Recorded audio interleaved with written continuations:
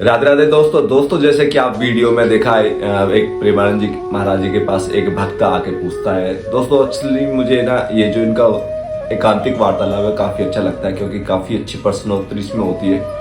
तो एक भक्त ने कहा कि अगर कोई उसके साथ धोखा करता है या उसके साथ झगड़ा करता है, तो जब उसको कष्ट मिलता है राधा रानी या ठाकुर जी से, तो उसको बड़ा अच्छा लगता है। तो क्या ये चीज़ ठीक है? दोस्तों फिर प्रेमानंद जी महाराज जी ने कहा कि नहीं, ये ठीक नहीं है, उसके प्रति दया भाव रखना है। दोस्तों बाबा जी ने तो कह दिया, क्योंकि वो तो संत है, तो संतत्व उनके अंदर है, तो उन्होंने तो कह दिया। लेकिन ये इतना सरल नहीं है, इसकी 3 अवस्थाएं होती है।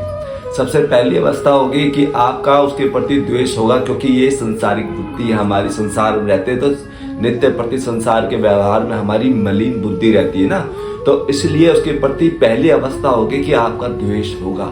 इसको द्वेष बोलते हैं कि अगर आपके शत्रु के प्रति अगर कोई इस प्रकार की बातें होती है, उसको दंड मिलता है या उसका हानि होती है या उसको कोई भगवान के यहाँ से दंड विधान होता है ना, तो हमको जो ये अच्छा लगता है ना, तो इस द्वेष बोलते हैं इसको।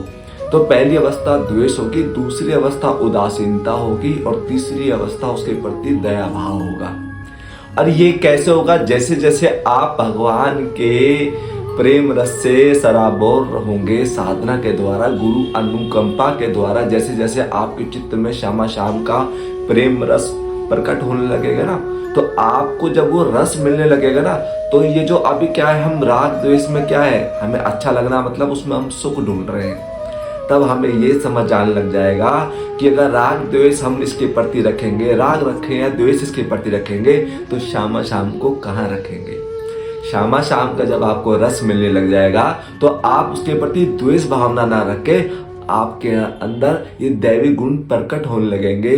उसके प्रति क्षमा भाव, दया भाव आने लगेगा कि यार ये कि देखो किस प्रकार से बेचारा संसार, इसको सत्संग का ज्ञान नहीं है, काश इसको भी सत्संग का ज्ञान हो, इसको भी मैं सत्संग में ले जाऊं।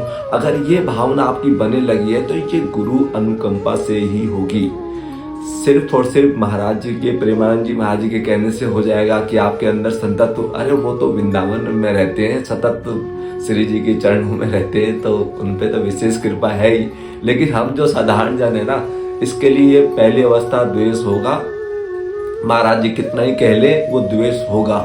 वो होगा तब नहीं जब आप श्यामा श्याम की भक्ति करेंगे, गुरु भक्ति करेंगे, तो आपका चित्त जितना जितना निर्मल होगा, और भगवान के दिव्य प्रेम से जैसे जैसे आपका हृदय सराबोर होने लगेगा ना, तो आपके अंदर ये दैवी गुण प्रकट होने लगेंगे।